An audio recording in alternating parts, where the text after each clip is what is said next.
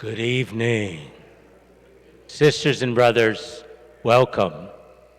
I'm your long-lost pastor. I just got back earlier from a week away in the woods in my little RV, and it was divine, and I'm grateful to be back, so grateful to be back here. Let's begin with prayer. In the name of the Father, and of the Son, and of the Holy Spirit. Amen. Heavenly Father, we gather in your name, and we invite you into the beauty of this church, into the beauty of this community gathered, and into our hearts. Father, help us to approach this evening, this season that we are in our church, with open minds and hearts. Let us be surprised by your grace. And Father, teach us to always be those disciples and apostles who remember to turn around and say thank you. And we ask this through Christ our Lord. Amen. Amen.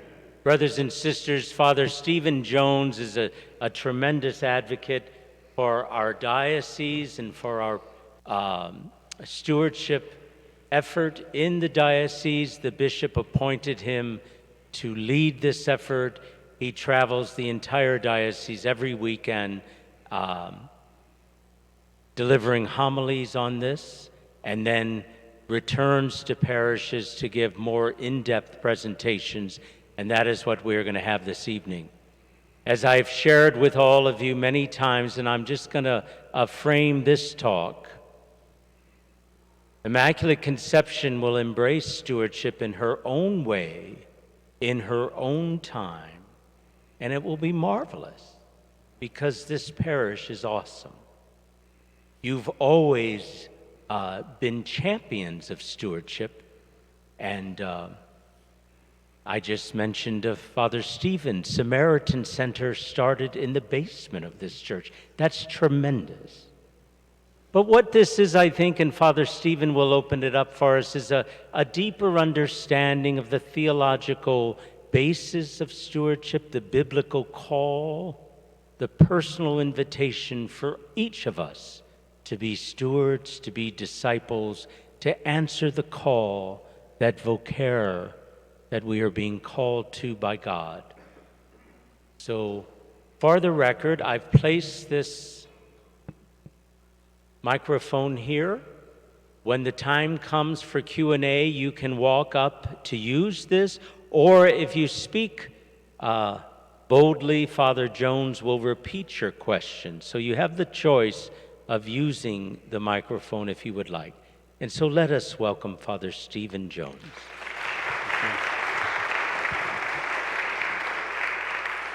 Such a kind introduction, Father. I'll make sure the check is in the mail to set you well for that. I always, as I said this weekend at all the Masses, love being here at IC, having spent some time offering Masses regularly here over the past several years. Not for a few years, but back in the day, I've always found it to be a very warm and welcoming place, and I'm thankful to be here with you tonight. Couple of disclaimers to start with, okay? First, I'm going to throw a lot of information at you tonight, okay? There will be no pop quiz, there will be no examination, there will be no research paper assigned. In fact, tomorrow I will be sending an email to Father, either tomorrow or Monday. Tomorrow's actually my day off, with electronic versions, a link to this presentation recorded, so if you want to watch it again to help you sleep at night, something like that, you can, as well as PDF copies of this, and PDF copies of an outline of what I say tonight, as well as a booklet on stewardship, both of which I have hard copies of and are sitting currently on my desk in the chancery, and I realized I did not bring them as soon as I plugged my computer in tonight and realized, well, I can't run back to the chancery and get them. So I will deliver those, hopefully in person, so that they're in the back somewhere that people can pick up, but you'll have all that information. So it's going to be a lot of info tonight, but just know you'll get reinforcement of it, and you can look at it and watch it again here in the coming days.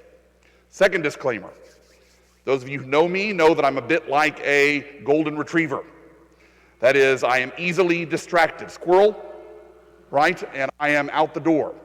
So while I'm happy to take all the questions you want to ask, I ask you to wait until the end of the presentation. So write them down, save them, make a mental note, whatever it is, and then at the end we'll take plenty of time for Q&A. Because if I start taking questions in the middle of the presentation, we are down the rabbit hole and we are here until 10 p.m. And I don't want to be here until 10 p.m. and I doubt you want to be here until 10 p.m. either. So those are my two disclaimers. We're calling this a boot camp.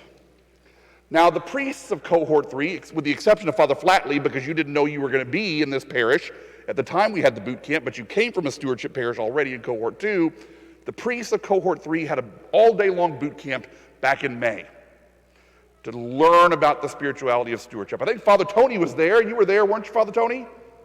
Back in May? Maybe? Your principal, though, went to a half-day boot camp later in May. And this is the 38, 39, 40-minute long boot camp for members of the parish, which is why it's a lot of information compacted in. We call it a boot camp because when a soldier goes to basic training, they learn the basics. And then they go to advanced training to learn more in depth the specialties. So this is the basics. And as Father Matt said in the prayer, it is spirituality, but it's also spirituality and how that plays out concretely in the way we live as church communities. This is a parish that I would guess already does stewardship very well in its own way. As a matter of fact, I always start this presentation with two quotes. The first one is from our Associate Director of Stewardship, Trish Lutz, who says, "It's not rocket science. What we're doing is not rocket science." We tend to overcomplicate it. We tend to make it more difficult than it really is, but it really is pretty basic stuff as far as it comes to the living out of our Catholic faith. Then Dr. Aaron Vader, our superintendent of Catholic schools, reminded me back in the day, we've always been a stewardship diocese since 1983. So really this is nothing new to many of our parishes. We're just trying to be very intentional and move into the fullness of it. So the whole goal of this transition is to do two things. First of all, to imbue and teach and preach about and educate all of our folks about the spirituality of Christian stewardship. That was the goal of my homily this past weekend here. If anybody can still remember what it was all about. I forget homilies after about 5 minutes when I hear them. That's goal number one, to really imbue the spirituality of stewardship in our diocese. And then goal number two is to discuss and learn about the transition into the different models of support that we're moving to, which is tied in with the scriptural notion of the biblical tithe. So that's the goal throughout this whole process. And that's what we're going to talk about tonight. But before we talk about anything, we have to define the word, right? What is stewardship? And we are defining stewardship as this: the grateful response of a Christian disciple who recognizes and receives God's gifts and shares these gifts in love of God and neighbor. This is a definition that we hope will be imprinted in not only the minds, but the hearts and the souls of everyone in our diocese, the very tall to the very small, the seasoned to the less seasoned. And it's meant to reflect very important truths about our Catholic faith. Now, as with any definition or vision statement or mission statement, if you've ever worked on any of those in your place of employment or in your previous life or in your life currently, you know that every word is very intentionally chosen. And that's the case with this definition as well. So I want to pick out a few words and just expand on them a little bit. Those four words are grateful response, disciple, shares. First one, grateful. That's a no-brainer. We know what it means to be grateful. To be grateful is to be thankful for the gifts that God has bestowed upon us. But gratefulness is not just something which is intellectual or abstract. It is something which has to be concretely lived out. Father, when's your birthday? 6/4, June the 4th. It's June the 4th. It's Father's birthday. Here I am with a gift, wrapped up in wrapping paper and a bow, and I take it to Father and I say, "Father, happy birthday." What do? Thank you. You say thank you. Now, do you say thank you and then just set it aside and go about your business, or do you do something else? I open it. You open it, you rip off. He's not a plant, ladies and gentlemen. He's coming up with these answers on his own. You rip open the wrapping paper, you open it up, you see what it is. It's a brand new iPad. Happy birthday. Do not look for me on 6/4, believe me. But gratefulness means responding. It means doing something with the gifts that we've been given. And we gratefully respond as disciples. You know, the word disciple and the word discipline share the same root. And so a disciple is essentially one who is under discipline. Now, I'm not talking about the type of discipline. Those of you who know me know that I'm the weird married priest in the diocese and I've got 4 children. I'm not talking about the type of discipline my 12-year-old is currently under, my 12-year-old son. Because at the end of the summer, at summer day camp at Binder Lake, he was told not to take his cell phone, which we gave him so that he can text us when he needs to be from his various activities. We said, don't take your phone when you go out on the lake. He took his phone when he went out on the lake. His phone is at the bottom of the lake. He is under discipline, right? That's not the kind of discipline I'm talking about. I'm talking about the kind of discipline which comes from a master-student relationship. Christ is our master. We are his students. We learn from him. We seek to do his will. We seek to conform ourselves to him in a living, breathing, life-giving relationship. That's what it means to be a disciple. And so a disciple who gratefully responds does what? They share. They give back. It's the nature of that which is good, not to hold itself in, but to give itself away. And so a disciple shares and gives just for the sake of doing so. Giving just for the sake of giving. Not because God needs us to, God doesn't, but because we need to, in order to participate in God's own divine life, which we call grace, and to more fully conform ourselves to the one who is our master. So stewardship is the grateful response of a Christian disciple who recognizes and receives God's gifts and shares these gifts in love of God and neighbor. Everything we're doing has to be founded on this definition. Even the nuts and bolts stuff, which I'm going to describe to you tonight, has to be rooted in this definition of stewardship. So let's take a few moments to talk about our renewed emphasis in this process that we're as a diocese. It's meant to do a couple of things. It's meant to focus on the conversion or reconversion of life through intentional discipleship. Yesterday's gospel reading, you may remember if you went to daily mass yesterday, was strive to enter by the narrow gate. And I was offering mass at St. Joseph's School, and I told the kids, if you've ever been on a balance beam, you know that when you're on a balance beam, you've got to focus, or else you're going to fall off. Well, that's what Jesus is talking about when it comes to the narrow gate. You can make it through the narrow gate, but you can't do it willy-nilly. You got to be intentional. You got to be focused. And we're trying to build a culture, strengthen a culture which is already there, build up that culture amongst others of intentional discipleship, which will lead to a more active participation of the laity in the life of the mission of the church, and laity who then, understanding their lives are not their own, give of themselves as grateful stewards. And not just laity, but clergy as well. And then it's meant to institute a level of fairness and transparency in the way that the parish supports the diocese within the parish itself, so that there's confidence among parishioners about how the parish's resources are being used by the pastor. And there's an element of accountability, which is for clergy and laity alike, which encompasses this whole thing. So knowing that, I want to talk us through really quickly what we currently do. And what I'm about to describe to you is basically the way all Roman Catholic dioceses throughout the world work and run. Some local flavors, some differences a little bit, but this is the basic structure of how the Catholic Church, of which we are constituently a part, we're not independently owned franchisees, but we're part of the Catholic Church, which means we're in communion with our bishop. Our bishop is in communion with the Holy Father, the successor of St. Peter. So the current setup in our diocese, as it has been unto ages of ages, is this. First of all, parishioners support the parish through the giving of their time and their talent and their treasure.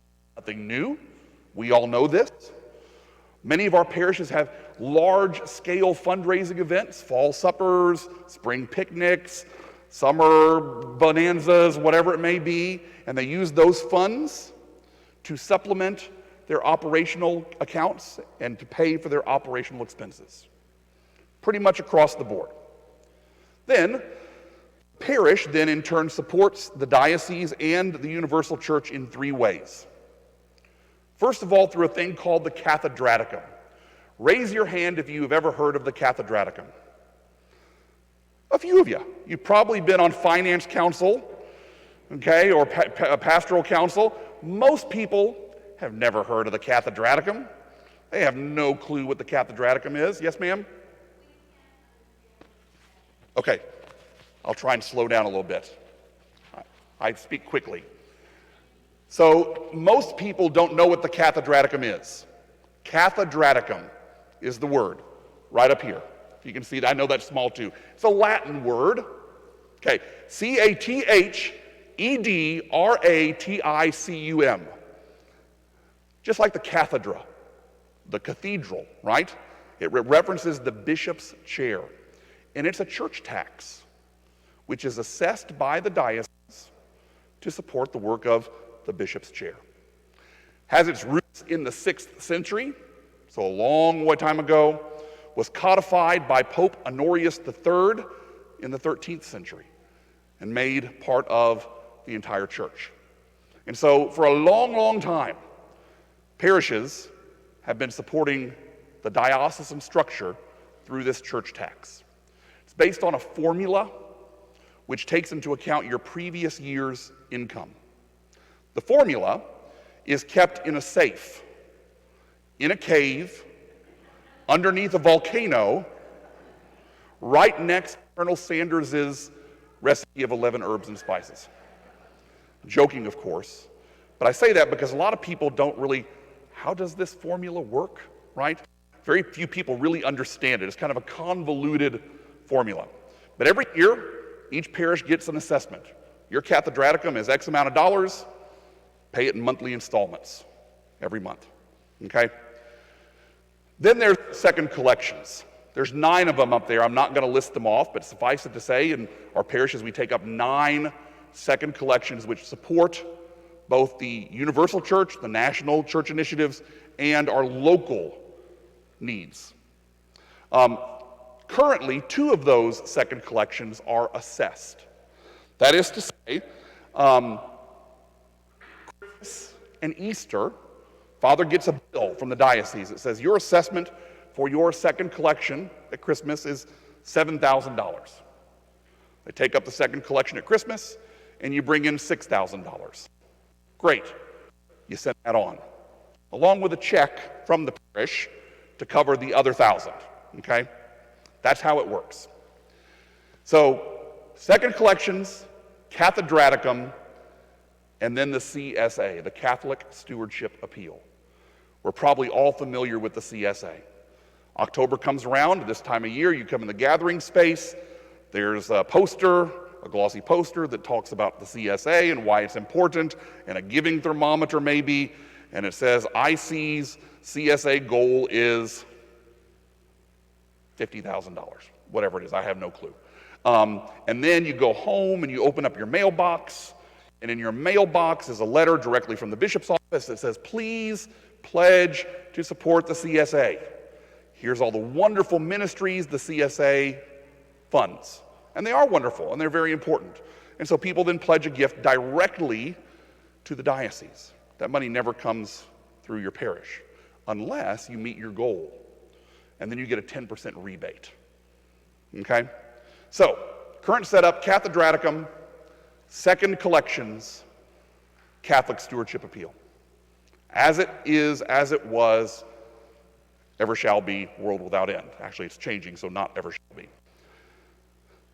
This new model, as Father noted in his prayer, is going to be deeply rooted in the idea of the biblical tithe, okay? The biblical tithe, of course, is rooted in the sacred scriptures, especially the Old Covenant. Can anyone tell me what the biblical tithe is? We have any converts here from maybe a Protestant background? What's the biblical tithe? 10%, right. 10% of the dregs or the leftovers? No, 10% of what? The first fruits, right. Y'all are right in the back. 10% of the first fruits. And in the Old Testament, that's exactly what it was. It was how the people of God's covenant gave back to support the faith. So whether that was their livestock, whether that was their produce, whether that was their gold hoard, whatever it was, 10% of your first fruits went back to God. We see it played out in the life of Jesus himself. Remember, after Jesus was born, Mary and Joseph took him up to the temple in Jerusalem. We commemorate it in the Feast of the Presentation. It's my birthday. And Joseph sacrificed 2 doves and made offering. Well, that was Mary returning her first fruits back to the Lord. She was tithing Jesus. Worked out pretty well. Thanks be to God. Jesus doesn't talk about the 10% tithe much, though. Why? He says, 10% is well and good, but you give it all. I want your all. Remember the rich young ruler? What shall I do to inherit eternal life? I follow the law. Well, now go sell everything you have and give to the poor and follow me. 10% is well and good, but Jesus wants all of it from us, right? But in the New Testament, that notion of the tithe is the way that we participate in the Lord's own self-sacrifice. That Christ has given for us on the cross.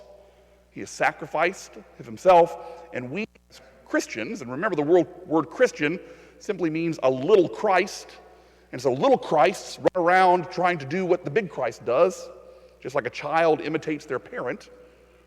We want to participate in that sacrifice as well, and so we tithe as well. So this new model is a combination of this spirituality of the tithe in also a very practical way. It's a spiritual reality and a practical reality. So what does it mean? How does that spirituality and that practicality meet? It meets in what we call the CSR. I'm going to define that for you and talk a lot about that here in a minute. But let's talk about where we've been. A couple of years ago, 7 parishes, early adopter parishes, transitioned over to this model as of July 1, 2021. Then, this past July, just a few months ago, a second cohort of about 20 parishes transitioned to this model, and they began living this new model, which I will describe to you this past July. Right now, the rest of the parishes, and that's including you all, 68 parishes, are preparing to transition on July 1 of 2023. So by the end of all 3 years, every parish will be living out this stewardship model. Is the work done? Nope. It is something that is generational and going to have to continue. But we'll all be on the same model that I'm going to describe for you tonight. So what are the nuts and bolts? How does it work? We're implementing what's called a 3-tier, tithe-based diocesan structure. Say that 5 times fast. You won't be able to. I've tried many times. The first tier is this. Faithful are asked to tithe to their parish. Nothing really new here. We've always been asked to tithe to our parish. We are upholding the biblical tithe, though. And so the request is that 8% to the parish, 2% to other charities. In the past, the diocese has had like a 5 and 4, or a 5 and 5, or a 6 and 4, or something like that. Right now, the recommendation is 8 and 2. Now, remember this. This is a goal. This is an ideal. This is not a mandate. Okay? We're upholding the biblical tithe because it's from sacred scripture and fits in very, very strongly with our tradition as Catholics. However, we recognize that that is not something that most Catholics are used to. Okay? This is where Catholic eyes get very big because, unfortunately, we Catholics are kind of at the very bottom of the list of American religious groups as far as giving. And I'm not talking about just money, I'm talking about time and talent. We tend to compartmentalize our lives oftentimes, and Catholic giving is very low. Below the mainstream Protestants, below the evangelical Protestants, below the Mormons, below the Muslims, below the Hindus, below all of them. We are at the lowest, right? So we're not used to a culture of tithing. It's a goal. It's an ideal. It's scriptural. It's not a mandate. Lots of people in the diocese have said, well, I heard that Father's going to have to review everybody's tax returns. No. Do you have time to review everybody's tax returns? No, neither do I. Nobody wants to do that. We're asking each family in their own conscience and after discernment and prayer to just give proportionally and sacrificially. For some people, a proportional and sacrificial gift is 10%. For some people, it's 1%. For some people, it's 0.5%. For some people, it's 25%. We're asking each family in their own conscience to take it seriously, pray about it, and ask how we can sacrificially and proportionally support the work of the church through our talent, our time, and our treasure. So, tier number 1, faithful are asked to tithe to their parish, and 2% to other charities. Okay? There's a portion that's important for that, because it's important that we support other things out there as well. Tier number 2, the parish will tithe 10% of its operational income, and we'll talk a little bit about what that word is later, to the diocese. Then in turn, the diocese will tithe 10% of its income to the work of the universal church. So 3-tier, tithe-based structure of support. This obviously changes things. I mean, in the current model, the old model, you have the cathedraticum that I talked about. You have the 6 national second collections, 3 local second collections, 2 of which are assessed, and the Catholic Stewardship Appeal. In this new model, it's 10% of ordinary operating income, which means there's no more cathedraticum, that goes away, no more national second collections. The diocese will fund those directly from the tithe that they receive from the parishes. 3 local collections do remain because they're very important collections. Seminarian fund, it's important to fund the seminarians. Retired priests and religious, we want to retire one day, Father Matt. And infirm priests. Okay, so those, and also a mission. So infirmed priest is tied in with the retirement, and then diocesan missions. So we will have those 3 collections remaining. Only one of which, though, will be assessed, Christmas. Because most parishes tend to actually make their Christmas assessment and get close because people are very generous at that time of year. So this is what the new model looks like, and we'll talk through some of the more detailed nuances of it, I'm sure, as we go through this. One of the big things, though, is fundraisers. A lot of our parishes rely on a lot of fundraisers to make ends meet. And we're trying to change the culture of fundraising in our diocese. We want to build a fundraising culture in which we avoid the nickel and diming approach. Because in some parishes, I don't know what the situation here is that I see. I don't know how many fundraisers you guys have. We can talk about that in Q&A. But in some of our parishes, literally every time people turn around, they're getting an ask for something else. Can you please give to this? Can you please give to this? Can you please now give to this? And we're going to sell, spring flowers and poinsettias at Christmas and wrapping paper and fudge and popcorn and pizza and all kinds of stuff. And every time you're being asked to give, and what we find happens, what the actually stats will tell you, is that when people are nickel and dimed, they tend to just give less. We're asking folks just to give through their tithe and for the parish to support the ministries through that. And we'll talk more about that as well. We're also trying to remind people it's our job as a parish family to fund our own ministries and operations and not expect other people to do it. If the parish of St. John's Beheaded Head has a spring dinner and raises $70,000, but the majority of those funds come from the Baptists who want to come to the beer garden, because they can come drink beer, and the Presbyterians who really like the roast beef, and the atheists who like the games and they're going to come spend some money, and you have everybody from the community coming and pouring their money into the parish, all well and good, but we really shouldn't be using those funds to pay our operating mission expenses. That's for our own family to do, because none of us, as family units, would expect our neighbor to pay our heating bill, or insurance premiums, or our gas bill. We just wouldn't do it. Now, if there's an emergency, yeah, neighbors do that for one another. But under normal circumstances, a family funds its own household. And our parishes are households of faith. And so we're asking our parishes to fund their own household through the ongoing sacrificial giving of the parishioners. Does that mean you can't have fundraisers? Not at all. You can have them for sure. There's a place for them. And you can raise boatloads of money. Take the money from our Baptist brothers and sisters all you want when they want to drink beer.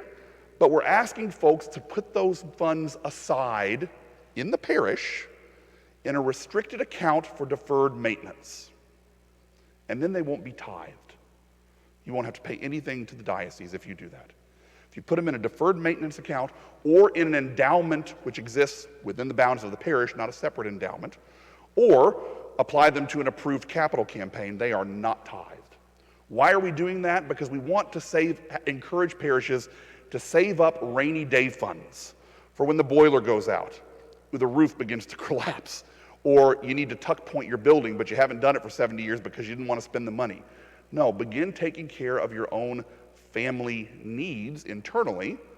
And in some of these parishes where they raise $70,000, $80,000 in their fundraiser, if they're able to do that and set that aside for 5, 6, 7 years, and there's a decent market coming down the pike, maybe, knock on wood, they've got a great nest egg there. That's why we're taking this approach with fundraisers. We're allowing each parish to have a fundraiser, a major fundraiser, where they can set those funds aside in a restricted account and not have it tithed. If the parish has a school, as you all do, you can have a second one and have it set aside for either a special project in the school or in the school endowment if it's in the parish, and not have it be tithed. Many of our parishes just ripped the Band-Aid off in year one and went with this model. Some of our parishes in cohort 2 are thinking, no, we've got 14 fundraisers right now, and if we don't do it, we can't pay our teachers. Fine, we'll work with you. Come up with a plan to get where we need to be in 3 or 4 years, and we'll work with you. And if you have to use it for operations, you can. You just pay the tithe on it, okay? So that's the approach we're taking with fundraisers. Why is this important? There's a spiritual component here, which is very deep.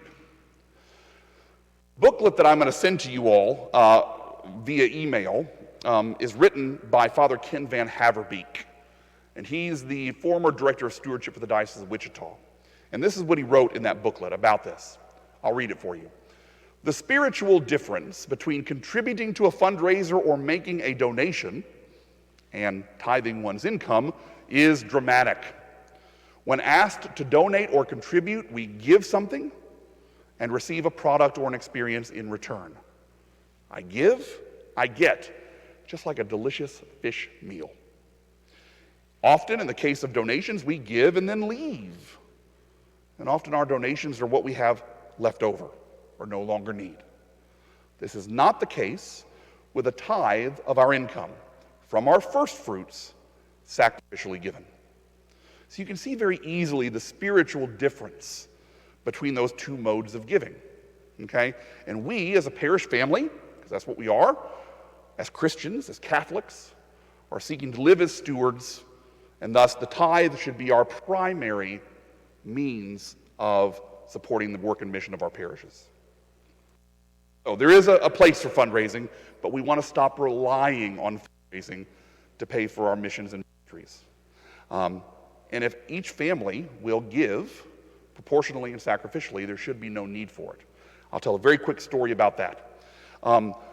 Some studies say that the Catholics who define themselves as active give on average of 0.5%. 1 in 5 Catholics who consider themselves active give on average of 0.5%. I think we all could agree that's pretty low, right? Think about if 3 of 5 Catholics who describe themselves as active gave 1% or 1.5%. You wouldn't have to worry about fundraisers because your mission and your ministries and the why of your parish would be taken care of in that. And that's the goal.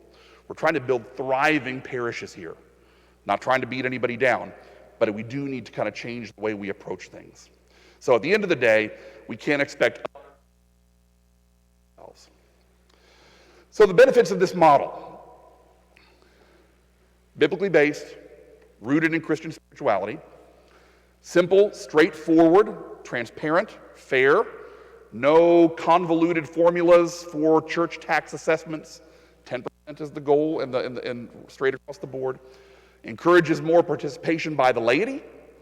And when the tide rises and falls, all the boats rise and fall too. So as the parishes go, so goes the chancery. So if I see parish is growing even further in leadership than you already are, if you're tweaking things and discovering new things and forming new relationships and forming new disciples and inviting folks who are on the periphery to get involved, and you're thriving, then your tithe will be very healthy. I mean, if you bring in 40 grand in a month, your tithe is going to be a healthy 4,000. But if you bring in 4 grand a month, your tithe is only going to be 400. It goes with every month to month, and it's not, you're not getting billed. It just every month you will plug your numbers into a calculator that we will provide for you. It will tell you what your tithe is, and then you send that in.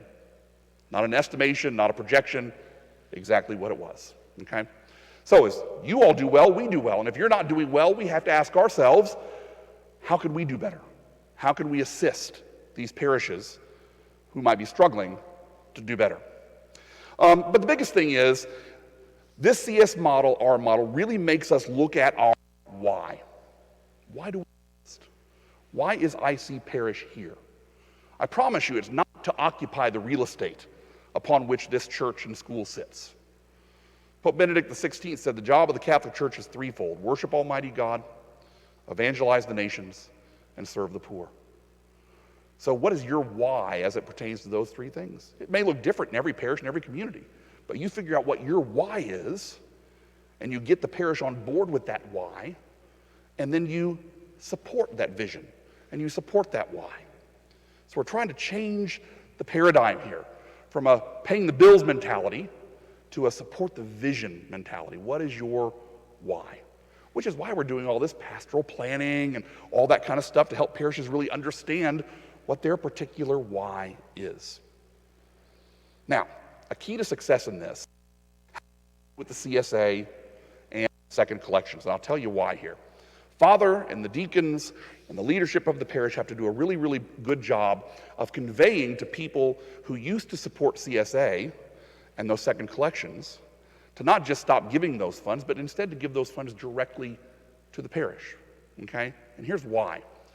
With the CSA model, you got a 10% rebate if you made your goal. You got nothing if you didn't. In the new model, if people gave what they gave to CSA directly to the parish, you get to keep 90% of that. That's an increase of revenue for you. In the old model, the national collections went straight through. You collected them, you passed them on, the diocese distributed them. So you never saw any of that money in the parish. But in the new model, if people gave to those second collections, we'll just roll what they gave to those into their tithe. 90% of that stays in the parish. So for example, St. Swithin in the Swamp, one of our most outlying parishes in the diocese, had a CSA goal of $10,200.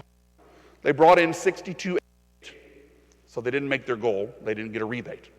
They also brought in $35.25 when it came to national collections.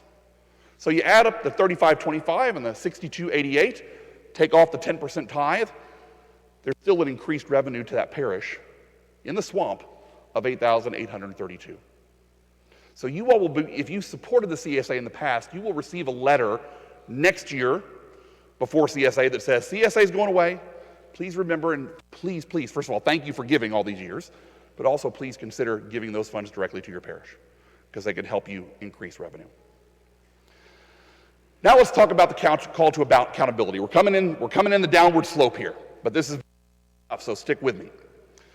We're kind of moving away from describing people as registered parishioners. We're still going to have parish registration. It's important for record keeping to do so.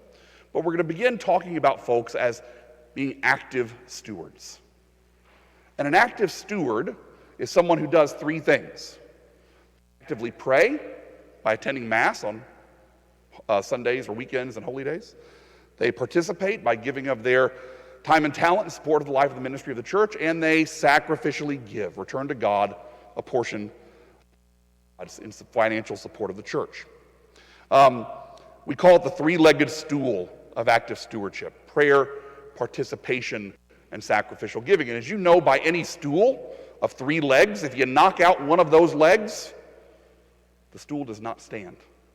That stool is reliant on all 3 legs to be stable. And thus it is with stewardship. We're inviting our families to strive, nobody's going to be perfect to start with, to strive to live the 3-legged stool of active stewardship, okay? We often talk about time, talent, and treasure. Those are good things too, but we've heard time, talent, and treasure from time immemorial. And so prayer, participation, and sacrificial giving is a new way of speaking about these same things. Really, though, this call to accountability is meant to form active participants, not passive recipients. And we Catholics are really good at being passive recipients. We want to go to the Mass. It's convenient to us so we can receive the sacraments, and that might be enough, right? But no, we're asking folks to be intentional disciples. Strive for that narrow gate. Walk on the balance beam. Focus. And be active in the life of the parish. So how we're going to live out this accountability is through that CSR. I mentioned the CSR earlier, which stands for Catholic Stewardship Renewal. We used to have the Catholic Stewardship Appeal. Now we're going to be a CSR diocese. And just like the CSA took place on the diocesan level, the CSR will take place in each parish at the same time every year in the fall. And it's a means by which we are inviting that active stewardship to be lived by our parishioners through a very kind of time, talent, and treasure drive on steroids, if you will, a very intentional one. And we're asking people then to commit to using their time and talent for the betterment of the parish, and we're asking people to pledge and stay current on a sacrificial gift of treasure to support the work of the parish. Now, whenever people who have been in the pews a long time and have been active in the parish hear this, sometimes they react like this. That is Grumpy Cat, my favorite feline. Did you know Grumpy Cat died like 3 years ago of some rare disease, but only after he had brought his owner something like $29 million in revenue. So I'm sure his owner is crying over the loss of his beloved pet and his income stream. But never has a cat raised that much money for his owner. But Grumpy Cat will say things like, why do I need to do this? You know that I give. You know that I participate. I've been doing the altar linens since Jesus was in swaddling cloths. And you know that. And you know I come to Mass. I'm not going to out. Get back. We love Grumpy Cat. Every parish has multiple Grumpy Cats. Sometimes I'm a Grumpy Cat. But I say to Grumpy Cat, even if you're giving the same amount, even if you're doing the same thing, this is a yearly opportunity for you to do the 4 R's. First of all, review and redirect. Look at what you've done in the past. Maybe you don't want to do altar linens anymore and you want to go be a lector. Okay, great, redirect. Maybe you look at what you've been given or giving to support the parish and you go, oh, I can do a lot more than that. Okay, great. Or, boy, I'm eating ramen noodles every night. Okay, great, lower it. Review and redirect. And reviewing and redirecting allows you to reaffirm and recommit to publicly, through this act of the renewal process in your parish, say, yes, I want to strive to live as an active steward, and I want to pledge and be current on what I'm being asked to do by my faith community. So the 4 R's. Now, you can say that all day to Grumpy Cat, but that face ain't going to change. Grumpy Cat might still be the same way. And then I always tell Grumpy Cat, okay, I get it, but just remember this. When Lent ends, and you go to the Easter Vigil or Easter Sunday Mass, Father will stand up and say something to the effect of, now that our Lenten observance is ended, let us stand and reaffirm our renunciation of Satan and affirm our Catholic faith. And everybody stands up. And Grumpy Cat doesn't look like that when that happens. Grumpy Cat gets up and says, I believe, I renounce Satan, I believe in the faith. Grumpy Cat doesn't say, my godparents did that for me at my baptism. Why do I need to do it? Grumpy Cat does not say, oh, when I got confirmed, I took that faith on myself. Why do I? No, we all stand up joyfully and we renew our baptismal promises. We even get sprinkled with holy water. And it's amazing and lovely. The reality is this. This process of the CSR, this process of accountability, is spiritually in many ways the same thing as that baptismal renewal at Easter. Because we're a parish family at the end of the day. And as a family, we want to have this opportunity before us. Yes, it's an administrative one. It is. It's helpful to know what your numbers are and know what people are doing. Great. But it's more than that. It's a communal activity which is geared towards strengthening us on the road to discipleship. It is a parishioner's way of proclaiming, I'm part of this community, and by my faith and commitment, I'm supportive of its mission and vision. Now, we're asking all parishioners to participate in the CSR. In parishes with a school, though, there may be a little bit more acute for those families who have kids enrolled in the school sponsored by the parishes. My experience, and I'll tell another story here, and I've discovered it to be the experience of many of our pastors who have schools, is that many of our school families are not even trying to live as active stewards. When I went to St. Martin's is the fifth largest school in the diocese, so smaller than IC, but still pretty big. And about 75% of those families were never coming to Mass, you know? And of that 75% of those families not coming to Mass, probably 60% of those families, anything to help support the ministry of the school. Maybe $5 a month, maybe $15 a year, but not significantly.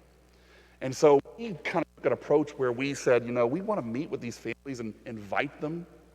You know, and it's going to look different in every parish, okay, with every priest. Intentionally invite them. We made them come in to register, and I had to meet with each one of them. The principal and I took 27 hours one week. We met with every family and basically said, many of them, I shook their hands and said, it's very nice to meet you. I've never seen you before. And they said, you know, how's your Mass attendance? Well, you know, here's the thing. We're a Catholic school, not a private school. And we want to help you raise your kids as Catholic, but we can't do that by ourselves. We need your cooperation. And the way you do that is by bringing your family to Mass. And it's my expectation, as I sponsor your kids for enrollment in our school, is that you strive to come to Mass on weekends and holy days. And I'll be keeping an eye out for you. And I really want to see you there. Why? Not to play gotcha, but because I want you in our community. And I want you in our parish. And I want you to be part of it. How's your giving? Well, you know, okay, great. You know, not asking you to take any food off your table, but I am asking you to have some skin in the game. Because it costs X amount of dollars to educate your child. And our parish as a whole is more than happy to pay that. But we would love for you to have some buy-in with that. Can you review what you've done? Yeah, we can do that. Okay. What's your participation? Well, yeah, well, maybe can you sign up for a fish fry? Can you maybe come to an adult educational opportunity? Can you do something? Yeah, we can do it. Okay, great. We're going to put this down on your form. Next year, whoever's the pastor here, because I knew I wasn't going to be, is going to do the same thing. And we're going to go through this again so that we keep accountable with one another, right? I will tell you, we did that in the first week of January. And the next few weekends after I met with all these families, you would not believe how many people just decided to come to church. It was like standing room only because they looked up and said, uh-oh, Father knows who we are. Father has told us he wants to be here. Father has told us he's watching. We're going to go to church. They were projecting a $70,000 budget deficit. And between that first week of January and March 15th, when COVID hit and shut us all down, they'd made up like 75% of that budget deficit. Because those families who were given $5 a month said, you know what, we could probably give $50 a month. Okay, great. And all of a sudden revenue, went way up. And all the grandmas who were griping about the school families not ever coming to Mass, saw the school families in Mass, and said, you know what, I'm more than happy to pay for their kids' education. I'm going to up my tithe. And so the next pastor followed up on that.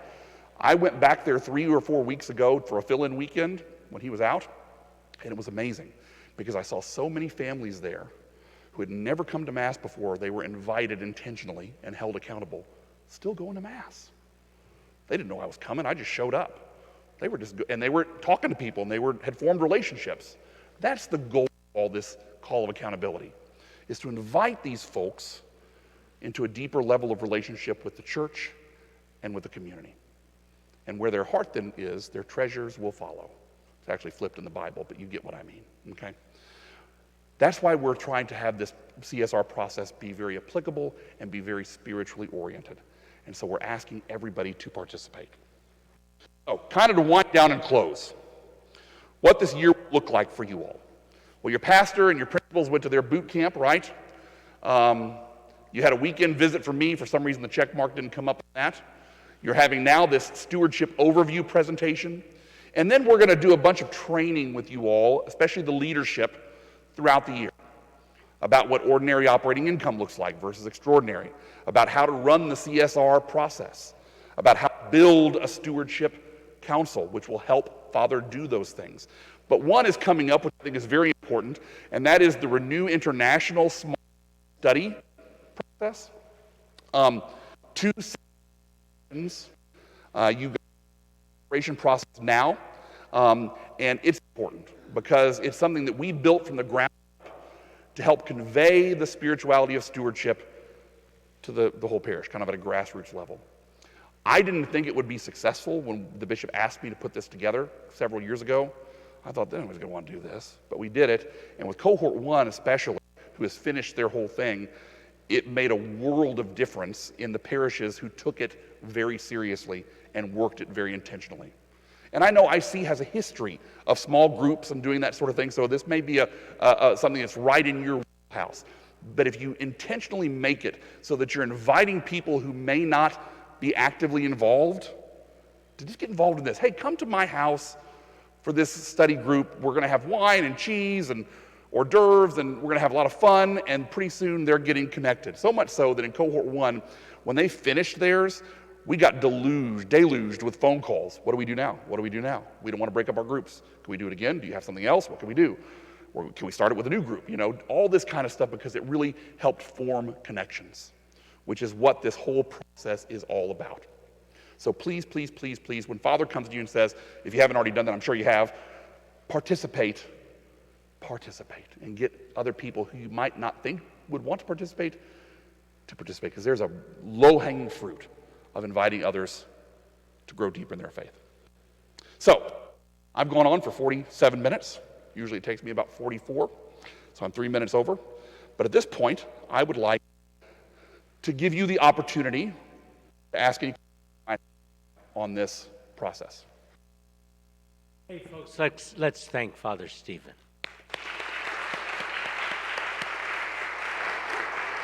And then I would just like to invite the Stewardship Committee of IC to stand. All those present, I don't know that they're all here, but some of them are here. Yay! Let's give you a round of applause. And Debbie, I know, is, Roger, I think, is out of town. He's the chair, but Debbie is chairing the small group effort, and you will be hearing a lot about that. And I completely agree with Father. The small groups that were in place, that COVID kind of knocked out, we're going to work really hard to get them reinvested in their small faith community, and then hopefully get a lot of new ones going as well, to do a book study and to build community and lots of other things. I haven't been here that long, and so I don't know the percentage of the school families, but it is kind of concerning for all the pastors. It's disappointing, to be honest. I feel as your pastor that sometimes it's a little bit disheartening, because I think it's not fair to the little gal that's been given $35 a week for the last 50 years to be footing the bill for someone. And that's maybe kind of a coarse way of putting it, but it's truly how I feel. So that is going to be a big effort of ours too, to start holding everyone accountable, and the school families in a way, considering that we run Catholic schools, not private schools.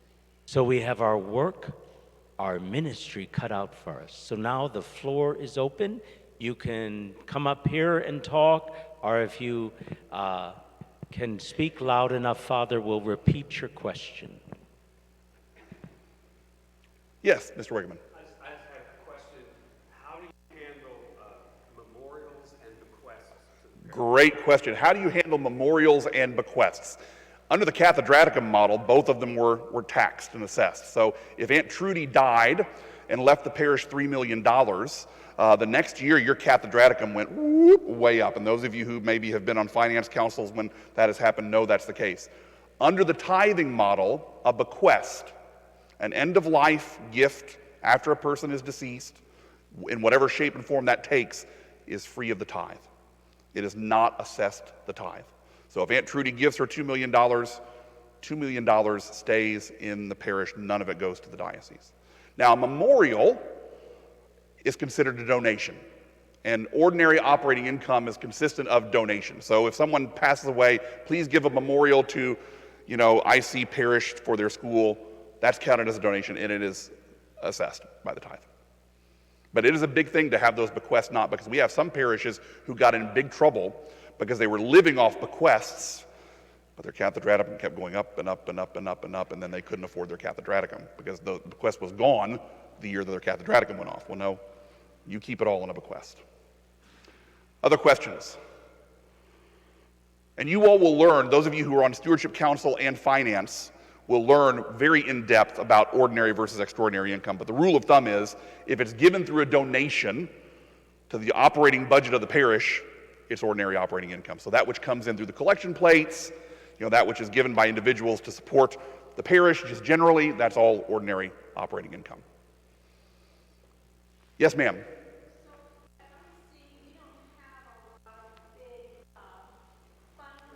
Mm-hmm. Great. Mm-hmm. They don't take in a ton of money, but it's more about fellowship. That could be, and could you do me a favor? Sure. This church, bless its heart, the sound of the reverberation. Sure. And then we can't understand. Gotcha. Okay. The volume is fine, we just can't understand. Okay. Gotcha. Use the microphone, maybe. I got a microphone. That's why it's probably doing that, because it's reverberating everywhere.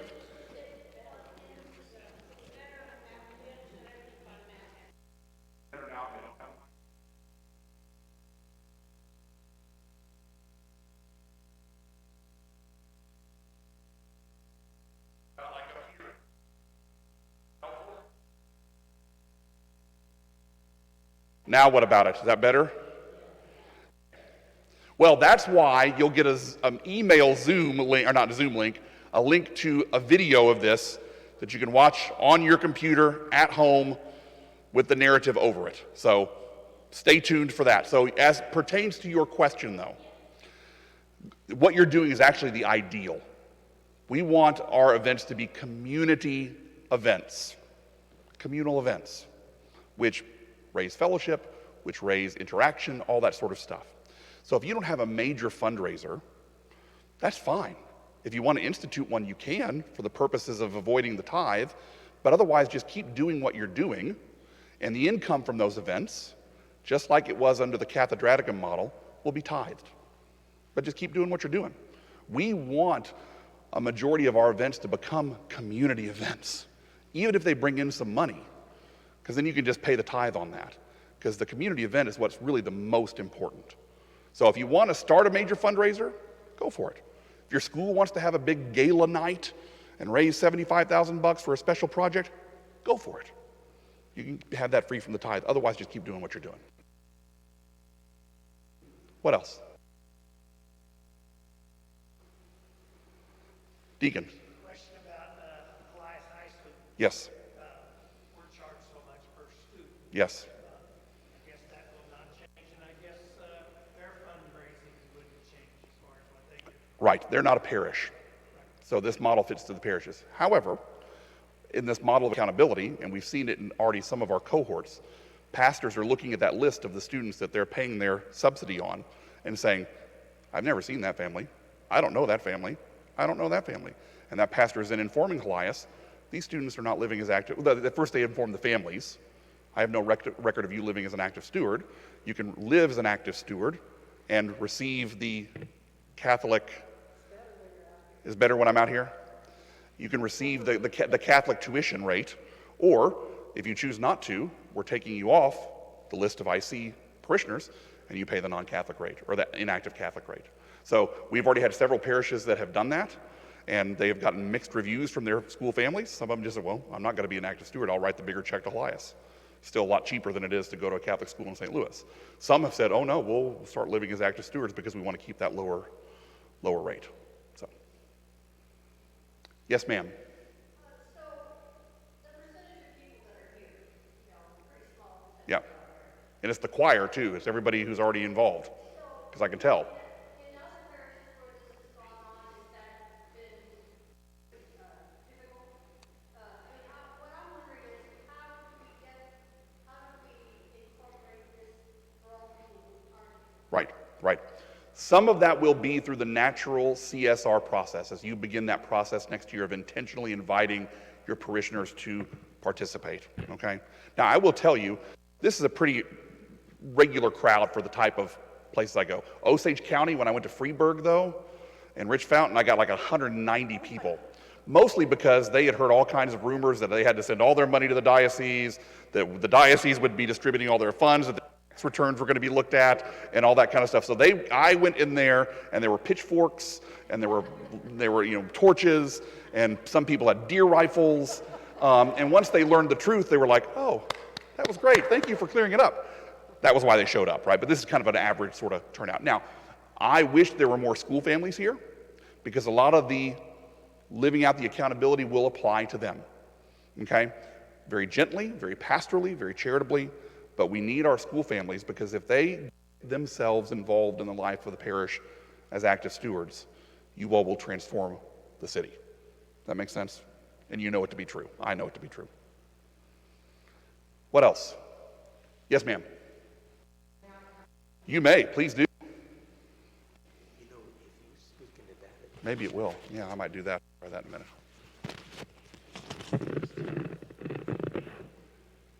If I talk into this one, is it easier to understand? Maybe a little bit, kind of. For those, I am Kathy Kolb. I was born, raised, baptized, went to school at IC Elias, went to Ireland with that dude right there, and had a wonderful time, by the way. My parents are Clarence and Dorothy Veet.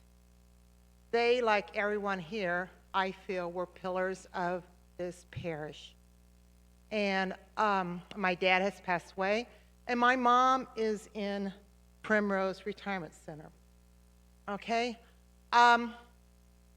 She still gets envelopes from IC to give. She also gets letters from the diocese or donate money, and also gets a letter from the diocese to remember the diocese in her will.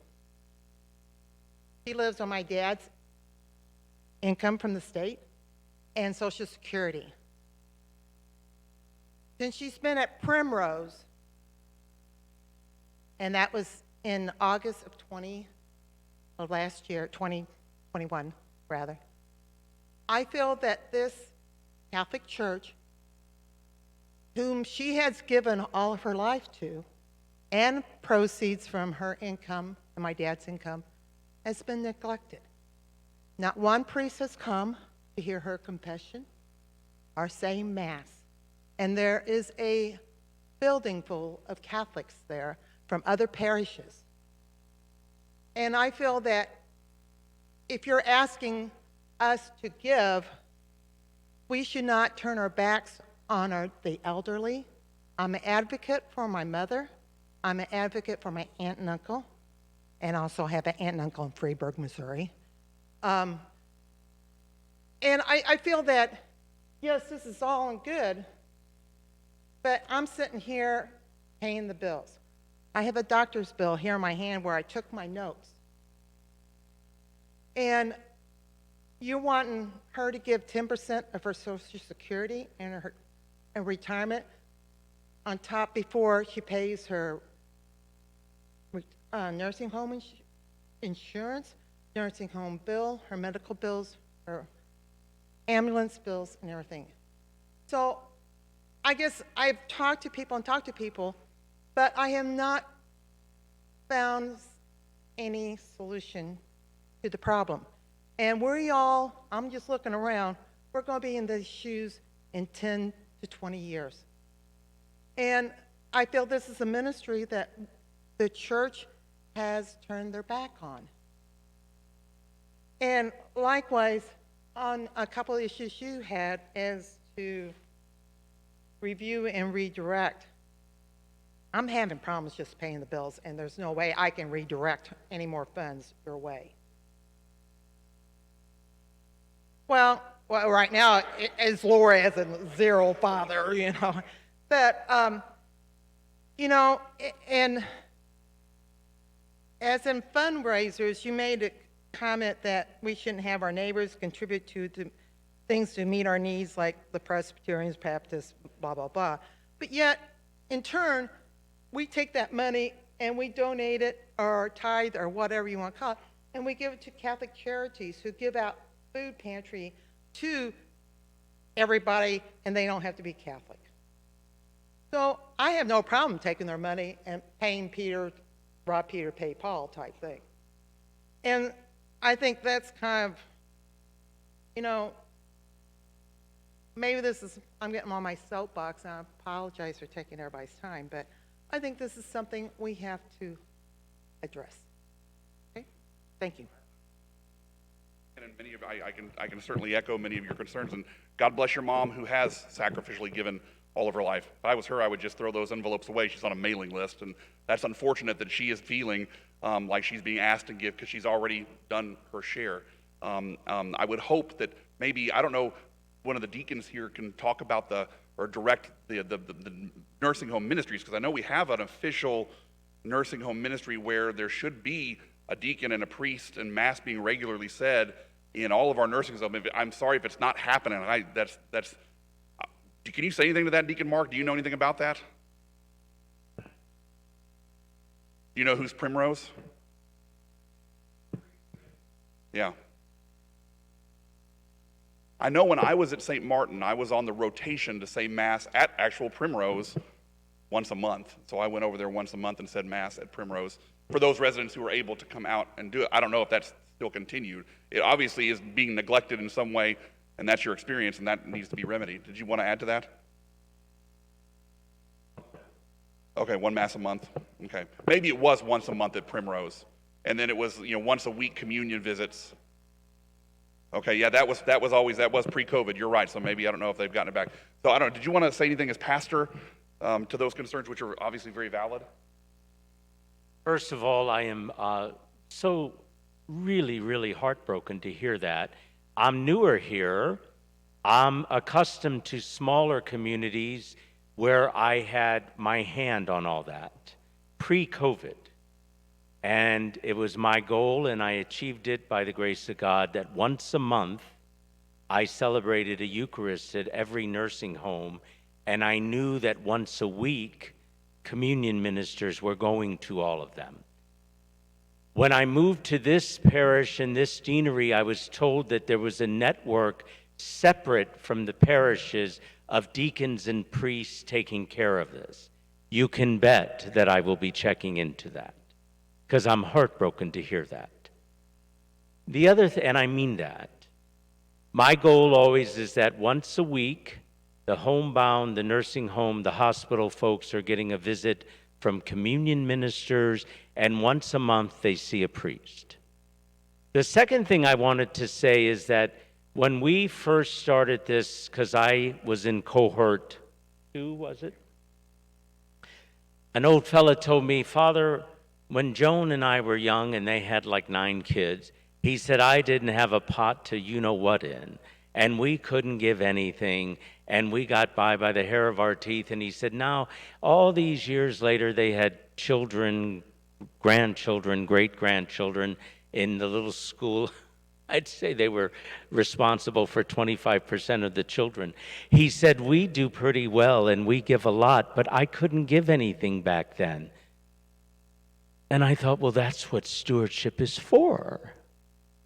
Your mother has given all her life. God loved her and given when others couldn't. And now it's time for them to give.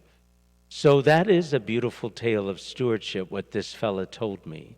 And you have my word that I will check into Primrose and all the others, because that's not right.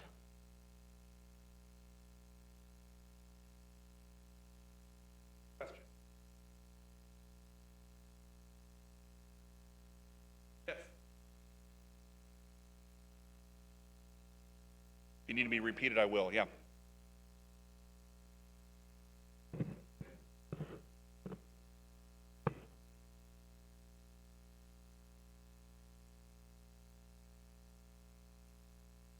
Mhm.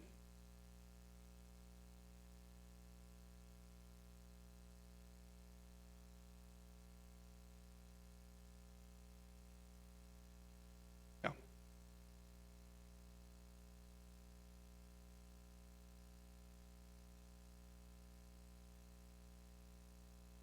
Right.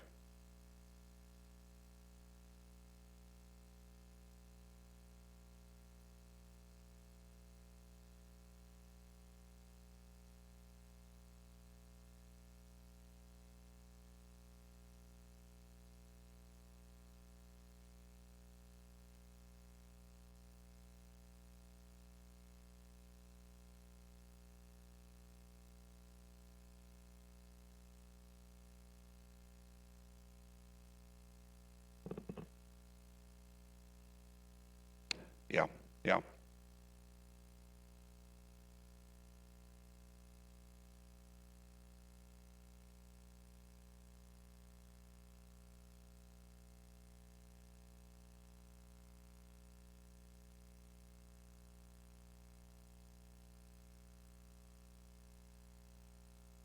Hmm. Hmm.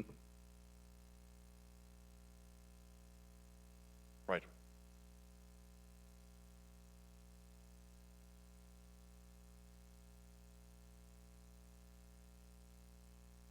Right.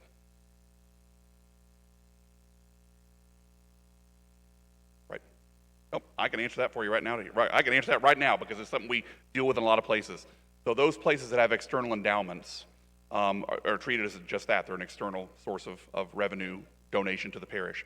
And so when a gift is made to that endowment, it's made to a separately incorporated entity, there's no assessment on that. That's the endowment's money. When the endowment then makes a distribution to the parish as a donation, then it's assessed at that point. Now, if the endowment were inside the parish, it would not be assessed at all.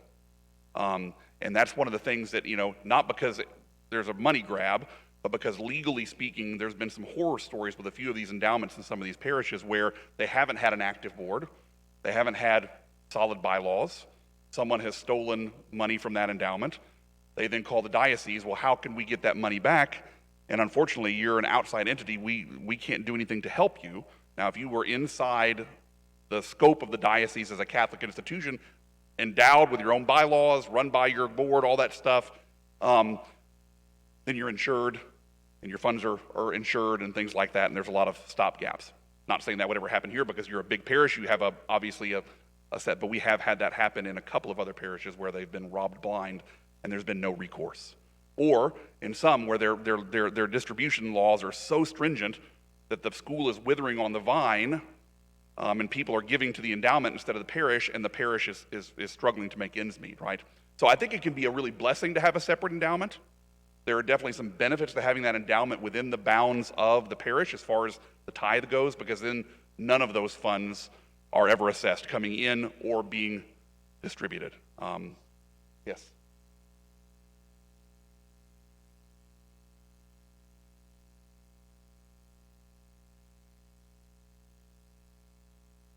Yeah, no, and so I'm not a lawyer. Obviously, you would have to have, your lawyer, the Dawson lawyers would approve this sort of thing. But no, I mean, the bishop doesn't sit on the board of any of the endowments. And so those are separately endowed funds under a legal set of guidelines, as I understand it, and there would be no recourse. Just like your funds that you have on deposit at the diocese belong to IC Parish. The bishop can't say, well, I'm going to take some of those and put them in. Can't do it. You're going to go to jail if you do that sort of thing. So no.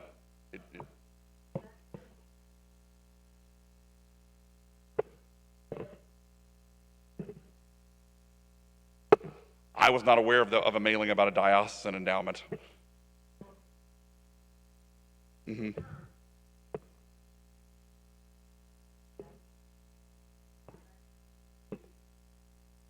I don't know what that is. I'll have to check on that for you and let you know.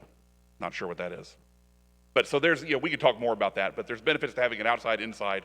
If it's inside, it's not tithe at all. Yes, ma'am.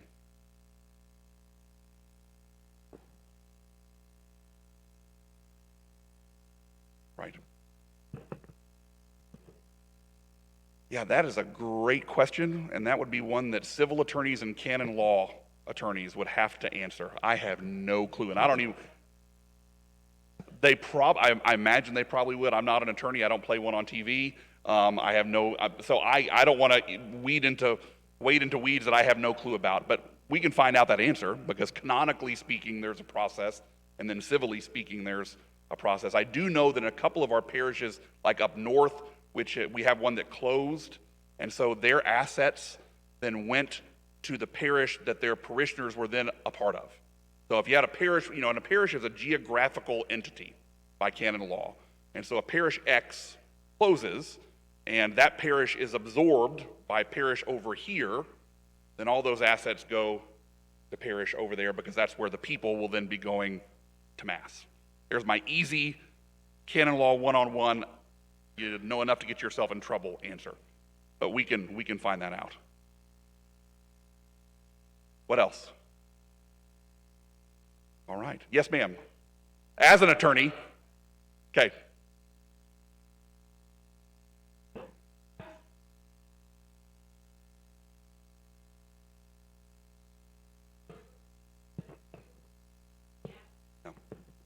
Yeah.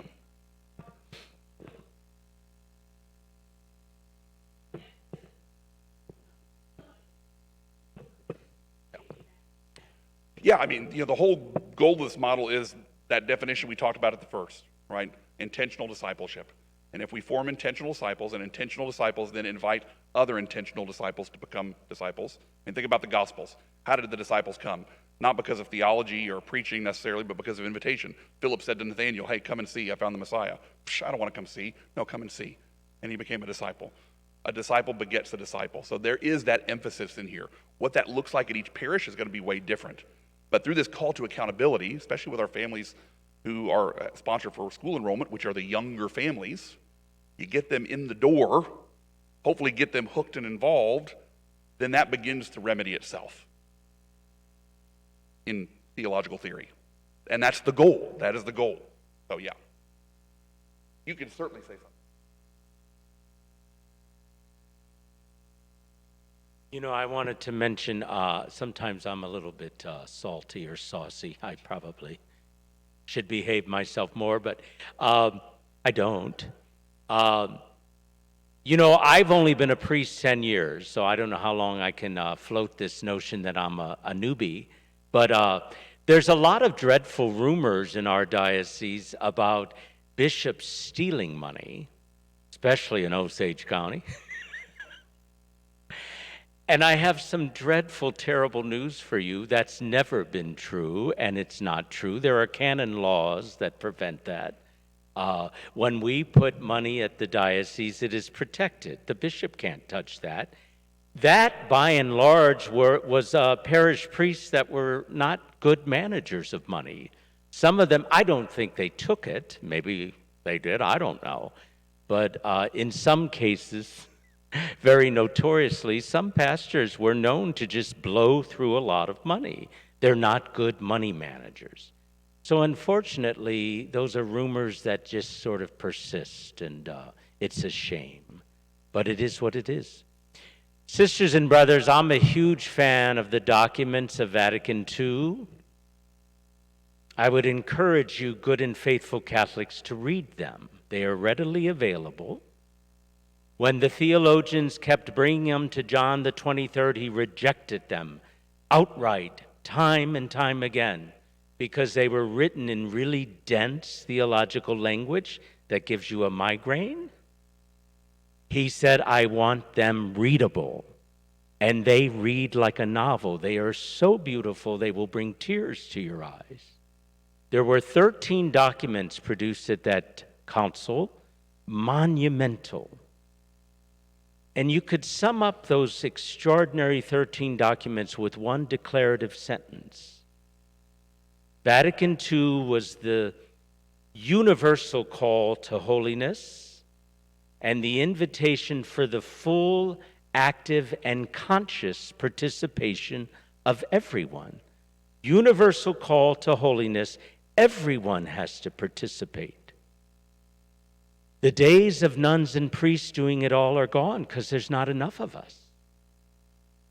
And I think that is the exact plan of the Holy Spirit. You are called to vocation now. I really do believe that is the plan of the Holy Spirit. Whenever you pray over and over for more vocations, I join you in prayer fervently. But in my heart, I also pray for more lay vocations, because I think that's what the Holy Spirit is calling the church towards. In my opinion, stewardship is the unfolding of Vatican II, the full and active participation of everyone, a universal call to holiness. Father Jones, do you want to go home to your family? I'd like to at some point. Internet is out at our house. Oh, dear Lord. This whole thing. Internet. Please unplug the. Yeah. So at some point I would like, but I'm also happy. Well, your son's internet is active in Binder Lake. So, any other last-minute questions? Honestly, if you have one, please speak up. Thank you. Thank you very much. You know, thank you. My email is up there. It's very easy. Stewardship@diocescity.org. Had something you want to ask, but didn't ask about later. No. Hour.